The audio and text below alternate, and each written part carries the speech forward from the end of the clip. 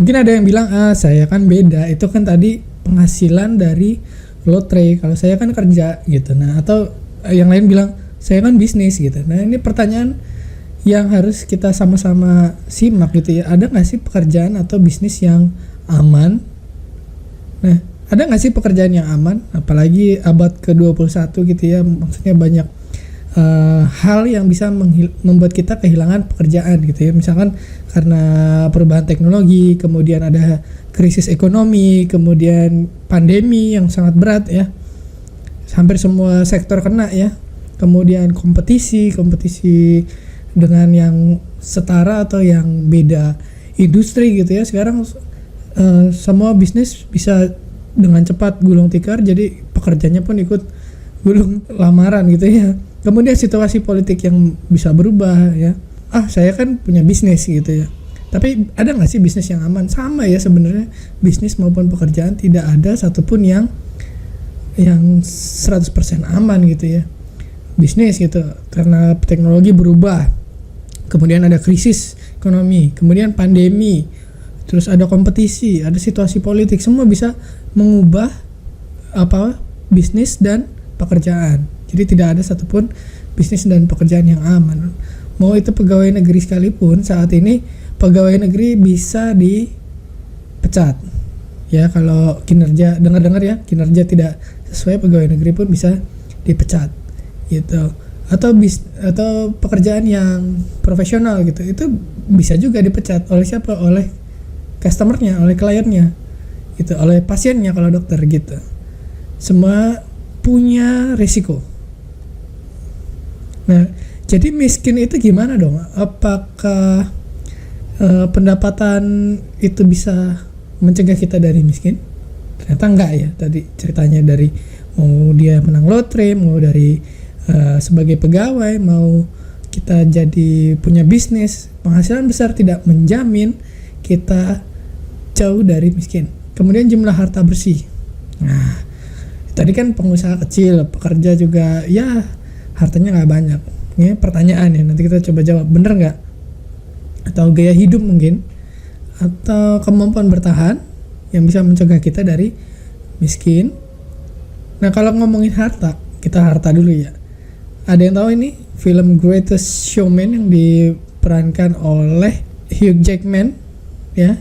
Ini dia memerankan P.T. Barnum yang punya sirkus dan sangat ngetop, sangat terkenal dan hampir tidak mungkin gagal. Tapi ternyata yang tidak diceritakan di film itu, P.T. Barnum itu bangkrut pada tahun 1856.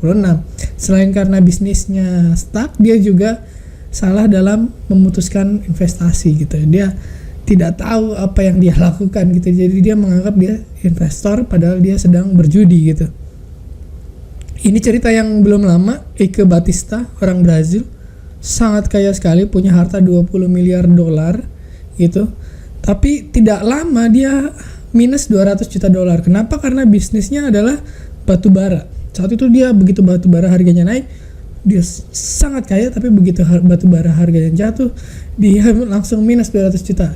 Nah, dari 20 miliar dolar ke 200 juta dolar. Seperti apa rasanya dari 20 miliar minus jadi minus 200 juta. Tahun 2013 dinyatakan bangkrut dan dia sempat terlibat kriminal, penipuan dan korupsi untuk apa? Untuk menyelamatkan dia tidak mau miskin gitu. Nah, tapi karena dia salah melakukan tindak kriminal, akhirnya dia dipenjara ya.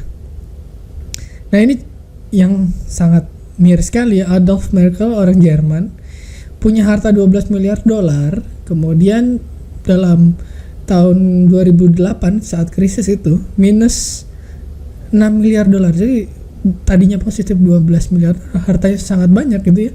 Kemudian minus 6 miliar dolar. Waduh. Dan akhirnya dia bunuh diri tahun 2008 karena dia tidak bisa menghadapi kekecewaan gitu ya.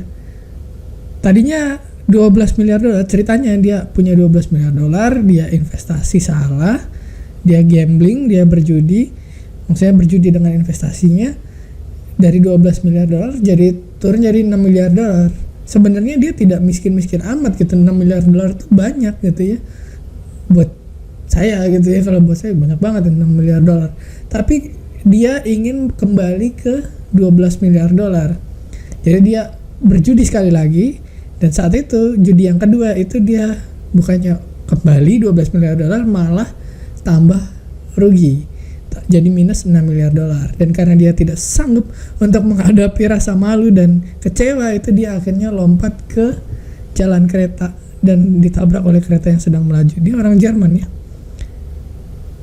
Jadi apakah pendapatan bisa mencegah dari miskin? Apakah jumlah harta bersih? Ternyata tidak ya. Pendapatan besar tadi kita sudah bahas tidak. Jumlah harta bersih juga tidak.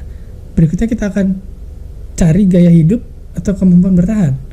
Dan akhirnya kita bisa menyimpulkan dari bukan pendapatan besar saja atau harta yang banyak saja, tapi serangan sehebat apapun kalau pertahanannya buruk akan selalu kalah. Kayak main bola aja, jago nyerang tapi nggak pernah bisa bertahan, itu kebobolan terus gitu. Percuma ngegolin banyak kalau kebobolan terus, tetap hasilnya kalah gitu. Ini pelajaran penting dari penghasilan besar atau harta yang banyak tidak mencegah kita jatuh miskin.